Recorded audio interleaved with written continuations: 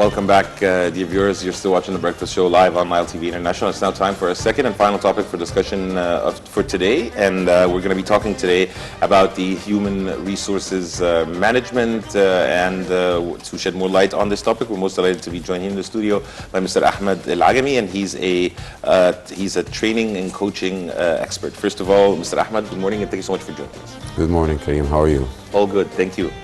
Good morning, Mr. Ahmed. Let's talk about the human resources management. What do we mean by management when we talk about human resources? It's usually in three pillars. It starts by recruiting. So you're looking out for people that you recruit for your organization. Then it goes to developing. You develop them. So while you have them in your organization, you want to develop them to reach what you want. And then the third step, which is the last R, it's retaining. Keeping those people in your organization, because you already spent money in recruiting them and developing them, so you want to keep them because they will save you money in their tasks. So I usually sum them in the recruiting, developing, and retaining. How do you think is it important to manage human resources? It might sound as a naive question, but it's going to build up further in our discussion. It's not naive at all, because sometimes some organization will find the HR or the human resources management is a task that you deal with certain papers and employees numbers. But usually you're dealing with humans, and it's much more complex than machines. We get to work with machines properly, but to manage the human resources of an organization is an important thing. If you don't manage it properly, you lose money and you lose quality. You start training people again for something they don't know, while you already have people with experience. So it's quite important. Yes. Right. How would the human resources management would be able to sort out humans' problems and aspirations and fulfill their aspirations and guide them through their lives to be able to fulfill their ambitions? How could it be a guideline for a human being to be able to be a better person? If a person fulfill properly this job in human resources management, he'll understand empathy and sympathy with staff. So usually an employee comes with a problem personally and he's not able to perform at work. If I am actually having a proper and honest empathy towards his issue, there will be a relief at his side, and you might come in a common ground and help him really to perform. So empathy and sympathy is a key. And people who fake it, they don't really make it with employees. They get it. Like, employees will notice that this is not genuine. He's just passing the moment so he can continue his time in his office. Mr. Ahmed, I also believe that there might be a misconception about the HR, because when someone says this word, it rings a bell of just hiring and just this is the only description for the HR, but I believe it goes way further, and there are other responsibilities for the human resources management. For instance, enforcing law and making sure that justice is in the workplace. If you can tell more, of course. Definitely. People will look at HR, and actually this is a struggle we have in a lot of organizations, that screaming online and everywhere that they're looking for employees and cannot find. And in this matter, I found a big number of people looking for jobs and a big number of companies looking for employees. And the gap most likely comes in this job. If we have the proper professionals that instead of doing the books as the book says, actually get involved in a person job, they would actually, this is a deeper layer that all HR employees should get to. So you need to know the nature of the employee. So if you have a person who works in a factory of glass, he's in front of the heat all day, and yet he have a complaint with the HR, so he goes to the office, found it all with AC, and comes into you, found you having this cup of coffee, sitting in your office, having a laugh with a colleague of yours, and everybody looks beautiful in the office, they're not sweating. And if I'm not connected enough to understand the nature of his job, invite him for a cold cup of water or something to drink after coming from the factory, I'm not really understanding the 50% of the job that most of the people miss by just applying the rules and not giving him the fair state that he deserves as an employee, and also understand what he needs. Yes. Right. Do personal circumstances affect the ability to create and innovate?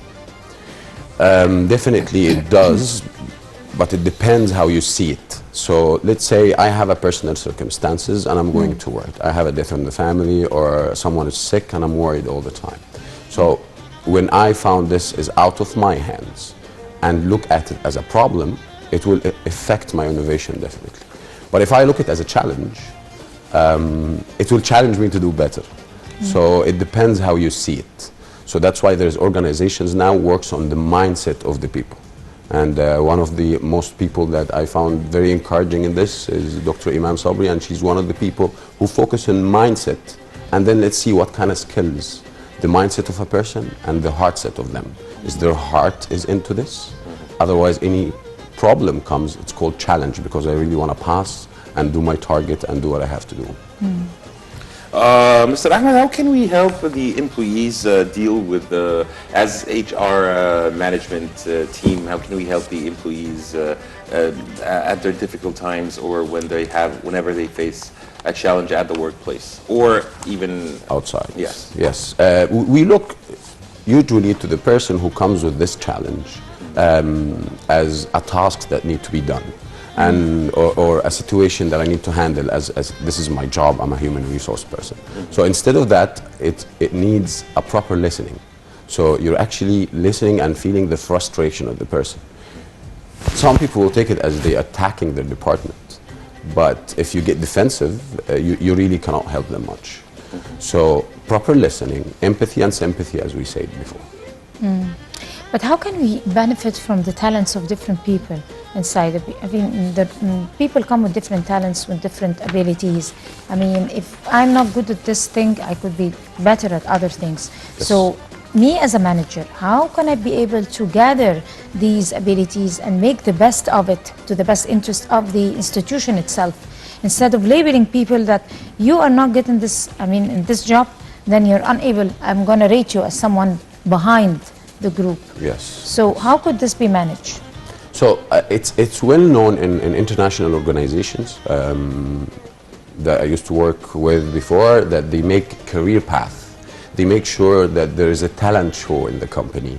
A lot of international companies, you'll see in the advertisement, using their own employees in the advertisement. So they come out on TV or in the ad, and they are actually an employee in the company. A poster that's the company is doing, even in a ring road, it could be an employee in the organization. This is actually, this employee have a talent that he can actually achieve. A close manager to his people who knows the talents they have, the organization can save a lot of money, because then there's a multitask. You sit with your colleague in a break and you found a challenge at work and he gives you a solution and he thinks he can do it. Why this cannot be passed to the top management? Foreign companies are doing that for years now. I'm looking forward for a local organization to actually have this recognition and not feel threatened that there's another person coming to do something for my department. It's not a threat, it's actually a collaboration. It's also about the mindset. How do you see the other person involvement in your work? Well, he's coming outside the box with a great idea to solve something you're stuck in inside that box. So hopefully people will actually deploy this more. Yes. Mr. Ahmed, can a business or a company succeed without an HR department? This is a critical question. I really like it. I met a CEO of a big logistics company. It's an Egyptian logistics company that's on from the 1950s, and they make major projects. Okay, so engineer Ahmed Gharib actually told me that they didn't work with an HR till now. The managers are doing the things, and then the rest is in a system or filing system. And every time they found the challenging part is that HR departments sometimes come as a challenge to other departments, like this is my work, and they get personal with an employee in the porting materials. So they succeeded without it actually. And there's some organization that really need it. So it's a maturity of the HR in a place like our country that needs to understand all the layers of employees and really connect with them.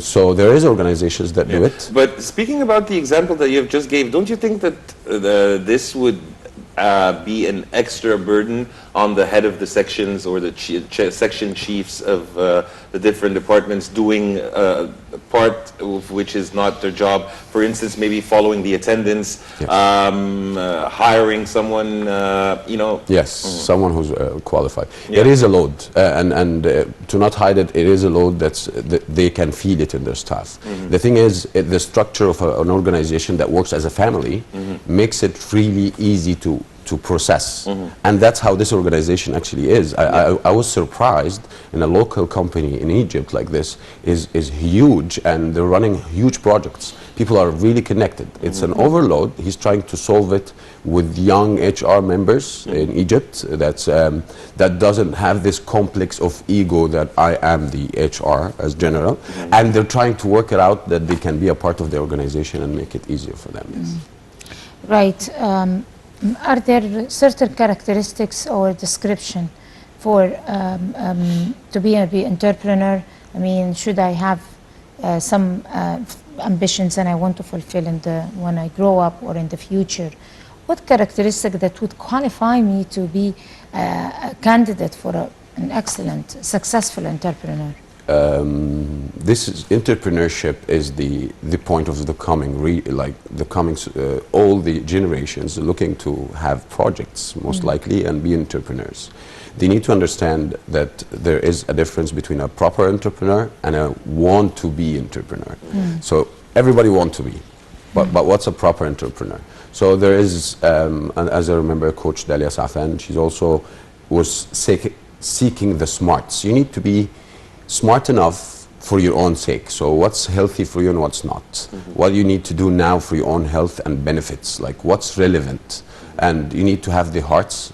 You need to really be passionate about an issue and try to solve it, like some transportation companies that works on the Nile or even in the streets, coming with innovative solution to solve one problem. Like if it's crowd, if it's time, that I can use this time till I get downstairs with an app. So this is some hearts. You have a heart into solving an issue. And the lucks. If you want to be lucky, you need to be in the right network. Your friends need to be from where you want to be and the projects you want to solve them. So then you're going to get lucky because you're going to meet a person who's interested to invest or interested on the same solution and like to work with you. Mr. Ahmed, what kind of tips would you give for our viewers who are willing to apply for a job or sit for a one-on-one interview for a job? Advice, a lot of people give a lot of advice about interviews. I'll recommend one thing. Make sure when you go to be flexible. So don't answer like every question like you want to give the best answer. Honesty in such things is important. Before the interview, try to have a ritual of relaxation instead of reading more information to overwhelm yourself. Have a breathing techniques before you go in. Like there is this breathing technique for you to inhale in 5 seconds, hold for 5 seconds, exhale in 5 seconds. That actually relaxes your whole body and gives you oxygen to calm down. Because interviews always been this scary thing for people, either they make it or break it. But I found it a training. I went for interviews that's not relative to my job at all, just for the sake of having this balance. And you get to meet people and understand about new jobs.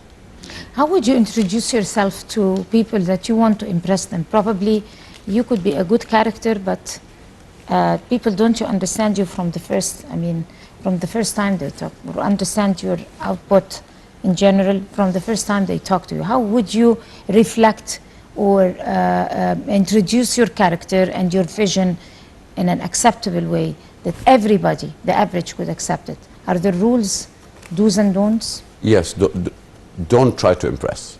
Like when you try to impress people, it doesn't come genuinely. So don't really work it out. Be interested in the people around you and that actually get them interested in you. It's a simple, like very strange. People will push so hard and that's why it fails so hard. But if you really relax and connect with the people, I think it's going to be different. Yes, Mr. Ahmed Agami, coaching and training expert. Thank you so much for your insight, and thank you so much for being with us on The Breakfast Show. Thank you, Kareem. Thank you, Dina. Our pleasure.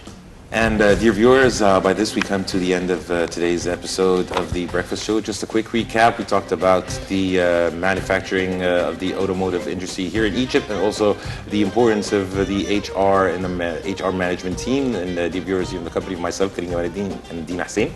Thank you, Karim, very much. Goodbye for now.